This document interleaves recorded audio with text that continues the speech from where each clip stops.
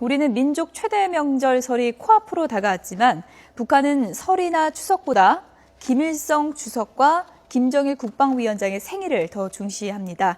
특히 올해에는 김정일 위원장 생일이 설 연휴와 겹쳐서 지금 분위기 띄우기가 한창이라고 하는데요. 두 분 모시고 얘기를 좀 나눠보겠습니다. 김열수 성신여대 교양학부 교수 그리고 김용현 동국대 북한학과 교수 두 분 나와 계십니다. 안녕하세요. 안녕하십니까? 안녕하세요. 네. 광명성절, 그러니까 지금 북한에서는 체제선전이나 내부 결속에 이제 활용한다는 광명성절인데요. 이쯤이면은 보통 어떤 움직임이 주로 나타납니까? 그러니까 예를 들면 이제 북한 체제를 규정하는 여러 가지 말들이 있는데요. 이제 이렇게 이제 규정을 하죠. 신정 체제다 이렇게 얘기를 하거든요. 예. 그러니까 신을 대신해서 북한을 지배한다 뭐 이런 얘기인데요. 우리 예수님 태어날 성탄절이라고 그러고 석가모니 태어난 날을 우리는 불탄일이라고 그러잖아요. 예. 얘들은 김일성이 태어난 날을 태양절이라고 그러고 김정일이 태어난 날을 네. 광명성절이라고 그래요. 예. 그러면은 우리가 예를 들면 기독교에서는 그 성지순례 같은 걸 하잖아요. 예. 그거하고 마찬가지로 여기 지금 김정일이 생일이 다가오니까 성지순례 다니는 거예요. 그 성지순례를 어디로 가느냐 하면 백두산 미령이라고 하는 곳이 김정일이가 태어난 곳으로 뭐 둔갑시키긴 했는데요. 그런 곳으로 지금 전적집 답사 보내고 뭐 이제 계속해서 이제 그런 행사를 하는 거죠. 예. 네. 광명성절이라고 하면은 무슨 별을 의미하는 건가요? 어떤 의미가 담겨 있는 건가요? 그러니까 이제 북한에서는 예. 김정일 위원장이 출생한 곳이 백두산 미령이다 이렇게 이야기를 하고 있습니다. 사실은 그 소련 예. 그 하바롭스크의 그 병영 비아츠크 병영이라는 곳에서 태어난 것이 이제 그 사실상의 이제 태어난 곳이다 이렇게 봐야 예. 되는데 북한에서 이제 김정일 위원장이 이 백두산 미령에서 출생을 했다. 그래서 뭔가 그 개인 숭배를 하는 데 있어서 백두산과 북한 최고 지도자를 연결시키는 그런 그 홍보를 계속해왔다 이렇게 봐야 됩니다. 그 과정에서 광명성이라고 하는 것이 이제 그 아주 그 밝게 빛을 발하는 예. 그런 큰 별 그런 이제 이미지를 부각시켜서 광명성이라고 하는 그런 이름과 김정일 위원장을 같이 예. 그것을 그 결합시키면서 김정일 위원장을 좀 더 중요한 역사적 인물로 부각시키는 그런 차원의 선전을 해왔다 이렇게 봐야 될 것 같습니다. 네. 김일성 주석은 태양절, 그렇죠. 그래서 태양과 이제 태양과 별인가요? 예. 김일성 주석이 이제 동일한 그런 이미지로 주민들에게 각인시키는 그런 효과를 북한에서는 그동안 계속 보여왔다 이렇게 볼 수 있습니다. 앞서서 뭐 성지순례 같은 것도 한다고 하셨잖아요, 이른바. 네, 그럼요. 그렇다면은 뭐 그날은 다 공휴일이겠고요. 네. 특별 배급도 받고 뭐 그런 게 이루어지는 건가요? 당연히 그래야 되겠죠. 예. 우리 예를 들어서 성탄절이 되면 다 선물 주잖아요. 네. 그거 꼭 마찬가지예요. 이들은 그 지금 우리 김용현 교수님 말씀하신 것처럼 그 태양절이 되든 광명성절이 되든 이날이 자신들이 얘기하는 거의 신적인 존재니까 당연히 이제 선물 줘야 되고 그날이 공휴일이고 9대 공휴일 중에서 가장 중요한 명절 중에 하나죠. 그러니까 주민들한테도 선물이 가고 어린아이들한테는 과자 봉지 그러니까 예. 그런 것들이 이제 선물로 나가죠. 네. 올해 유난히 좀 많이 좀 부각시키는 분위기라고 하는데요. 한 가지 네. 이제 좀 들여다볼 것이 김정은 위원장이 아버지의 탄생일을 이렇게 부각시키는 것이 본인을 부각시키기 위한 의도가 숨어 있다고 보는 시각도 상당히 많더라고요. 어떻게 해석해 봐야 될까요? 숨어 있다고 예. 하기보다는 뭐 거의 대놓고 있다고 본인의 해야 될까요? 예. 본인의 그 정치 김정은 체제가 안정적으로 작동하고 있다 이것을 과시하는 예. 그런 차원에서도 김정일 위원장의 생일인 이 광명성절 그것을 이제 부각시키고 있다 이렇게 볼 수 있습니다. 결국 할아버지의 생일과 아버지의 생일이 그 부각되는 것이 결국 예. 자신의 그 통치 체제의 정통성, 안정성들을 보여주는 그런 차원의 행보이기 때문에 김정은 제1위원장이 광명성절을 부각시킨다 이렇게 봐야 될 것 같고요. 예. 지금 이제 김정일 위원장이 2011년도에 사망을 했으니까 지금 이제 그 기준으로 합치면 이제 탈상을 했죠. 하는 예. 그런 게 이제 3년상을 예. 한 것이고 그렇게 보면 이제 그 이후에 최초로 맞이하는 김정일 위원장의 생일이다 이렇게 본다면 북한 내부적으로도 그 김정일 위원장의 생일을 부각시키고 그걸 통해서 그 체제의 안정성, 정통성들을 과시하는 그런 차원에서의 정치적 행보가 깔려 있는 그런 의미가 깔려 있는 네. 그런 행사가 지금 이루어지고 있다 이렇게 네, 볼 수 있습니다. 그런 의미도 있지만 올해는 또 이제 달력을 보면요, 설 연휴하고 이어지기 때문에 엿새를 쉰다고 하더라고요.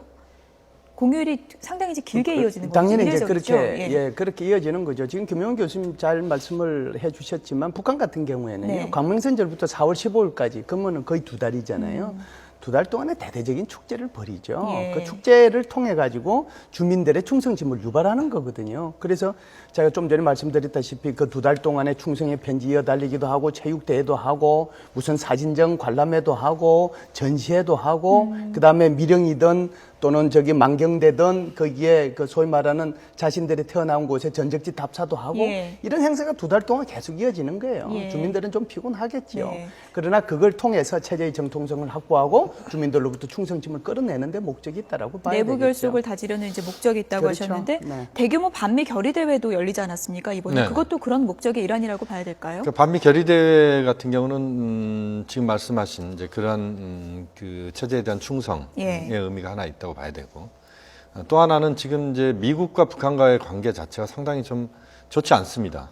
특히 유엔 차원에서 인권 결의안 문제랄지 또는 그 인터뷰라고 하는 영화에서 이제 김정은 제1위원장에 대한 노골적인 그런 문제 있는 그런 이미지로 부각시키는 그런 것에 대해서 북한이 상당히 불편해 왔다 이렇게 봐야 될 것 같고 또 지금 이제 키 리졸브 훈련을 목전에 둔 상황에서 북한에서 이제 반미를 계속 강조하면서 미국이 지금의 그 북한에게 굉장히 어려움을 가중시키고 있고 또 핵 문제랄지 이런 것들을 풀어가는 데 있어서도 역시 미국이 문제가 있다. 이것을 북한 내부 또는 대외적으로 계속 각인시키는 그걸 통해서 자신들의 그런 입장들을 강조하는 그런 차원의 정치적인 행사가 예. 그런 반미 결의대 형태로 나타나고 있다 이렇게 네. 말씀드릴 수 있습니다. 이렇게 내부 결속이 강화되는 시점에서 이제 북한이 또 이럴 때 도발을 자주 일으키기 때문에 도발이 또 있을 것인가 이런 게 이제 상당히 관심사인데 이런 가운데 이제 핵실험 관련해서 미국 연구기관에서 이런 주장이 또 나왔습니다. 2010년 5월 그러니까 1차, 2차가 2006년, 2009년에 있었고요. 그 다음에 2010년 5월에 비밀 핵실험이 있었다 이런 주장이 또 나왔습니다. 어느 정도 설득력 있다고 보십니까? 네, 이번에 이제 엊그제 나온 이 얘기가 벌써 세 번째거든요. 예. 첫 번째 나온 게 2012년도 4월 달에 스웨덴 과학자가 이와 관련된 것을 핵과학과 관련된 잡지에 한번 실어가지고 예. 관심을 한번 불러일으킨 적이 있고요. 또 하나는 작년도 11월 달에 중국 과학자들이 이 그 자신들의 웹사이트에 이걸 올려가지고 우리 한국 내에서도 이 분야에 대해서 언론에서 많이 좀 다루긴 했습니다. 예. 오늘이 세 번째예요. 이번에 나온 것이. 그래서 2012년, 2014년, 2015년 계속 나왔는데 점점 더 신빙성을 더해가는 정확도를 가지고 나오거든요. 신빙성이 두 가지 차원에서 제가 말씀을 드리면 예. 하나는 지진 규모 하고 그다음에 핵에 이 실험했을 때에 어느 정도 핵 그 규모가 어느 정도 폭발력을 갖고 있었냐 하는 것이 이제 발표가 됐는데요. 예. 지진 규모는 1.44 플러스 0.13 정도 됐다라고 하는 거고요. 그다음에 폭발력 규모는 2.9 KT 플러스 마이너스 0.8. 어느 정도 되는 건가요? 그게? 그러니까 이거는 예. 이제 3차 핵실험보다는 훨씬 더 우리가 그렇군요. 얘기했던 3차 핵실험보다는 훨씬 더 작은 규모이긴 예. 하죠. 그리고 이제 이걸 통해서 제논이라고 하는 거, 그러니까 소위 말해서 방사성 물질들을 포집해 냈다라고 하는 거거든요. 그러니까 처음에는 설로 거쳤던 것이 작년도에 중국 과학자들이 발표하고 이번에 또다시 미국 과학자들이 발표하면서 점점 더 신빙성을 얻고 예. 있는데 문제는 한국 정부와 미국 정부가 아직까지 얘기에 대해서 공식적으로 네. 이것을 인정을 안 하고 있다는 것이죠. 그럼에도 예. 불구하고 2014년도 12월 말에 발표한 우리 한국의 국방백서에 보면 북한의 핵 문제를 다루놨거든요. 소행화에 대해서 그 가능성이 있다는 점을 예. 인정을 한 거기 때문에 앞으로 이제 한국 정부하고 미국 정부가 이 부분에 대해서 어떻게 인정을 할 것인지 말 예. 것인지는 조금 더 정보를 수집해서 최종적으로 결정되지 않겠느냐 이런 생각을 합니다. 우리가 알고 있는 건 지금까지 3차까지 핵실험이잖아요. 그렇습니다. 이게 사실이라면 어떻게 되는 건가요? 그 부분은 뭐 논란의 여지가 있기 때문에 정확하게 확인이 좀 될 필요가 있습니다. 그 중간에 그런 비공식 핵실험, 비공개 핵실험이 있었다 이런 이야기들이 나오고 있습니다만, 그래서 폭발력이랄지 또는 여러 가지 상황을 본다면 그것이 특별한 그런 핵실험이 아닌 상태에서의 다른 경우, 뭐 일반적인 어떤 미약한 지진이 발생했다거나 또는 제놈이 포집되고 이런 것들도 자연적으로 또 포집이 되는 경우들도 있고 이렇기 때문에 그 부분은 좀 더 지켜봐야 될 부분입니다만, 만약에 핵실험이 한번 이루어졌다 그러면 그것은 이제 북한 핵 능력이 상대적으로 과거에 비해서 그 핵 능력이 상당히 높아졌다. 예. 또 그 핵의 소형화, 경량화랄지 이런 부분들에 있어서 그 기술적 진전이 이루어졌다 이렇게 평가할 수도 있는 뭐 그런 점에서 본다면 이 문제는 뭐 당분간 논란이 될 부분일 것 같습니다만, 예. 정확한 사실관계 확인이 우선은 급하다. 또 그 확인 속에서 네. 그 객관적 평가가 이루어져야지 미리 예단하면서 그 핵실험과 관련된 부분을 북한의 계속 그 상황들을 핵실험의 실질적 결과 이 부분들을 확인하지 않고는 그런 이야기를 쉽게 하기는 어려울 것 같습니다. 근데 가정하에서 질문을 좀 드리면요. 만약에 네. 이제 비밀 핵실험을 했다면요. 왜 비공개로 하는 건가요? 아니요, 그 북한으로 봐서는 예. 비공개로 하고 공개로 하고 할 건 없죠. 예. 북한이 1차, 2차, 3차 핵실험 할 때도 우리가 내일 핵실험한다, 오늘 핵실험한다 소리 안 했잖아요. 문제는 이제 핵실험의 가능성을 비춰줬을 때 소위 말해서 한미 정보 당국이 가지고 있는 모든 총 정보 자산을 동원을 해서 핵실험이라고 하는 것이 항상 풍계리에서 이루어졌기 때문에 그곳을 24시간 감시 감독하면서 그걸 통해서 지진파를 확인하고 예. 거기서 검출되는 방사능을 확인하고 규모를 확인하고 그러는 거거든요. 그러니까 북한 입장에서는 이것을 공개적으로 꼭 해야 될 이유는 없는 거죠. 그러다 보니까 예를 들어서 지금 우리 김용인 교수님께서 잘 말씀을 하셨습니다만은 기본적으로 지진의 규모가 굉장히 작았잖아요. 네. 그리고 두 번째는 자연 속에서도 포집할 수 있는 부분들이 있긴 있어요. 예. 지금 이 순간에도 아마 포집할 수 있는 부분들이 있을 겁니다. 그래서 1차, 2차, 3차 벌써 3번에 걸쳐 가지고 과학자들이 발표하고 있는 내용이 점점 더 구체화되고 있다는 이 예. 부분이 중요한 것이죠. 예. 그래서 한국과 미국 정부가 이 부분에서 최종적으로 어떻게 결정을 내릴지가 뭐 예. 중요한 거고요. 그보다 더 중요한 것은 이미 북한에서 자신들이 말한 대로 핵의 소형화, 경량화, 다중화 종류가 여러 예. 종류라는 거죠. 그걸 이미 완성했다라고 하는 것에 대해서 우리는 주의를 갖고 북한 핵을 바라볼 필요가 있습니다. 네. 이제 핵실험도 문제지만 여러 가지 이제 도발 가능성도 좀 우려가 되고 있는데요. 특히 이제 미국 타격 훈련을 지금 노골적으로 실시하고 있는 부분에 대해서 어떻게 봐야 될 것인가 이것도 좀 궁금합니다. 지금 이제 그 동해상으로 탄도미사일 최근에 한 5발 정도 발사를 하고 이랬었는데요. 두 가지 목적이 있다 이렇게 볼 수 있습니다. 하나는 지금 키 리졸브 훈련이 지금 곧 본격화가 되는데 그 과정에서 동해상으로 미국의 항공모함 전개가 이루어질 가능성이 높습니다. 그러니까 미국 항공모함이 참가하는 훈련이 이루어진다 이렇게 봐야 되는데 그것에 대한 사전 대응, 경고의 성격을 띤 미사일 발사했다 이렇게 볼 수도 있습니다. 예. 그 5발의 미사일이 단거리 미사일이긴 합니다만 그러나 만약에 그 키리졸브 훈련 과정에서의 그 미국 항공모함에 대해서는 상당히 위협적인 존재가 될 수 있다. 이 매번 좀 부분을 볼 예민하게 수가 있습니다. 반응하던 부분이니까요. 그렇습니다. 이 예. 부분은 이제 그 북한이 계속 그렇게 반응을 해온 부분이다 이렇게 봐야 될 것 같고요. 또 하나는 이제 북한 입장에서 봤을 때 그러한 그 미사일 발사랄지 이런 것들을 통해서 북한이 미국이나 국제사회 또는 남측에 의해서 끌려가지 않는다.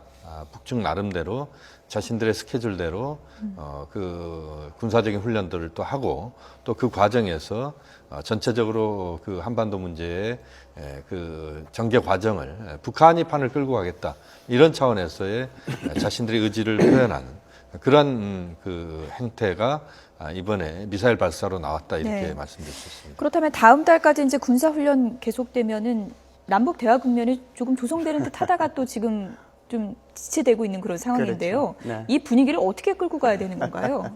북한이요, 해마다 하는 형태가 예. 제가 볼 때는 거의 뭐 비슷하다라고 봐요. 그러니까 무슨 말씀을 드리려고 하느냐면, 김정은, 앞에 김정일에도 마찬가지입니다만, 신년사 얘기할 때는 신년사에서 항상 이렇게 얘기해요.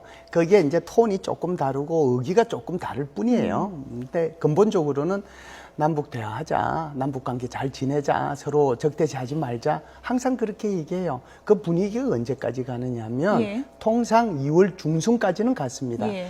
올해 같은 경우는 구정이 있기 때문에 우리가 키리졸브 훈련을 3월 2일부터 예. 하거든요. 평상시에는 항상 2월 하순에 했습니다. 반복되는 그렇죠. 분위기군요. 그러니까 예. 그때까지는 남북 대화하자 뭐 하자 이렇게 계속 서로 저울질 하다가 딱 키리졸브 훈련 시작하면 훈련 끝날 때까지는 아주 지금 뭐 말씀하신 것처럼 뭐 미사일 쏘죠. 그다음에 우리 YTN도 뭐 당했지 않습니까? 북한 그 저기 사이버 해킹 공격에 그거 하죠. 그걸 이제 훈련 끝날 때까지 계속 그거 하는 거예요. 이제 그게 끝나고 나면 어떤 모멘텀을 마련해서 다시 그러면은 우리 대화를 한번 해보자 이렇게 예. 얘기를 하는데요. 기본적으로 저는 이렇게 생각을 합니다. 북한의 김정은이가요, 두 가지 방법이 있을 텐데요.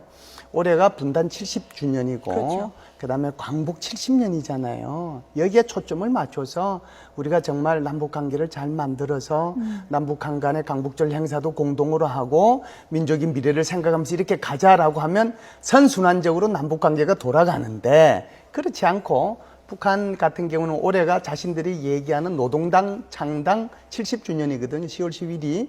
그러면은 거기에 초점을 맞추면 김정은이가 얘기한 것처럼 정말 뭐 저기 성전 뭐 대전을 완성한다고 그러잖아요. 그러니까 전쟁을 마무리하겠다라고 얘기할 정도니까 그렇게 되면 남북 간의 관계가 악순환으로 가는데요. 제가 볼 때는 훈련 끝날 때까지 남북 간의 예. 관계가 더 이상 진전이 안 될 겁니다. 예. 훈련 끝나고 나서 우리도 다시 예. 남북 대화를 재개하고 제의하고, 그리고 이제 북한의 김정은이도 좀 선순환적 방향해서 조금 방향을 선회한다라고 하면 예. 남북 간의 대화가 다시 아마 시작될 수 있을 거라고 올해는 봅니다. 뭐 반복이나 악순환이 아니라 진전이 좀 있었으면 좋겠는데요. 그래요, 맞아요. 화제를 좀 돌려서요. 네. 북한 내부의 좀 인권 문제에 대해서 좀 얘기를 좀 해보고 싶습니다. 먼저 기자 보도 내용을 잠시 좀 보시겠습니다. 탈북자 리밀 씨는 18년 전 해외 파견 근로자로 쿠웨이트에서 일한 5달을 아직도 생생히 기억합니다. 사막 한가운데 이탈하지 못하도록 철조망으로 둘러쳐진 작업장에서 새벽 6시에 일어나 밤 12시까지 일해야 했습니다. 임금이라도 제대로 받았다면 무엇이든 참을 수 있었겠지만 림 씨는 5달 동안 딱 한 번, 당시 말보로 담배 서너 보루 값에 불과했던 20디나리를 받은 게 전부였습니다. 당은 수령이에요. 김정은이에요, 김정은. 거기다가 누가 말 못해, 거기다가는. 당에서 주라는 지시가 없다는데 어디 수령이 주라는 지시가 없다는데 누가 거기다 말해요. 네, 지금 북한 근로자 얘기를 좀 들어보셨는데 세계 40개국에서요. 북한 근로자 15만 명이나 이렇게 외화벌이에 네. 동원이 되는데 이런 처우에 놓여 있다고 합니다. 어떻게 보십니까? 지금 이제 북한의 중요한 외화 수입원 중에 하나가 그 노무입니다. 그러니까 국제 사회에 특히 중동 지역이랄지 중국, 그다음에 러시아 이런 지역들에서 과거에 우리가 1970년대, 80년대에 그 중동 파견된 근로자들이 많은 외화벌이를 했지 않습니까? 북한도 지금 이제 그것이 중요한 외화 수입원이다 이렇게 볼 수 예. 있습니다.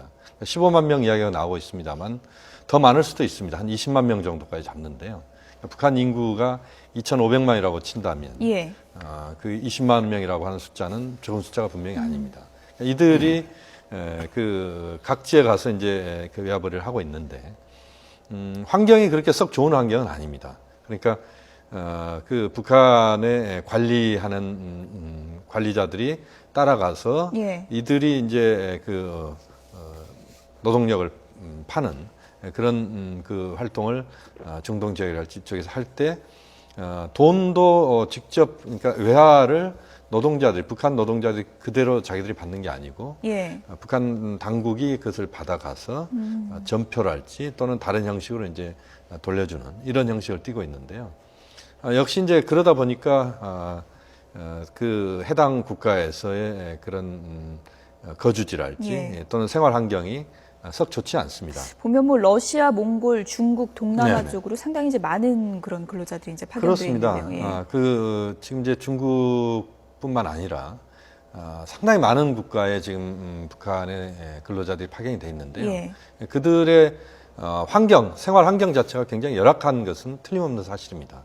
그러니까 거기에 먹는 거랄지 또는 숙소랄지 뭐 이런 환경들이 그렇게 좋지 않고 또 그들이 버는 외화가 본인들 주머니로 바로 가지 않고 당국으로 갔다가 이제 그것이 북한 원화나 아니면 전표 형식으로 이제 본인들에게 지불되는 예. 이런 것들이기 때문에 지금 우리 기준으로 봤을 때는 상당히 이제 어려운 처지에 있다 이렇게 볼 수가 있는데 예. 그러나 이제 북한 내부 전반적인 상황으로 봤을 때는 북한 주민들 중에 외국에 돈 벌러 나가는 그런 근로자로 나가는 것들에 대해서 선호도가 매우 높습니다. 왜 왜냐하면 그런가요? 예. 그들이 이 외국에서 돈을 벌고 예. 직접 그 달러를 만지지는 못하지만 그러나 북한 내부에서 그 생산활동에 종사하는 노동자들보다는 훨씬 높은 고임금을 받는다 이렇게 말씀드릴 수 있습니다. 그렇기 때문에 이들이 외국에 나가서 북한의 가족들에게 상당히 경제 혜택이 있다 이렇게 봐야 되고 예. 또 하나 이제 과거에 우리도 그랬습니다만 70년대, 80년대 보면은 그 해당 국가에서 생산되는 또는 외국의 뭐 냉장고랄지 예. 또는 뭐 TV랄지 그 과거에도 보면 우리도 이제 많은 그런 것들이 이제 그 근로자들 통해서 들어오지 않았습니까? 예. 북한도 역시 마찬가지입니다. 북한에 거주하고 있는 가족들에게 뭐 전자제품을 보낸달지 이런 것들이 가능하기 때문에 예. 상당히 그 부분에서는 선호도가 높은 그런 해외 파견이다 이렇게 말씀드릴 수 있습니다. 제가 예. 조금 예. 보태보겠습니다.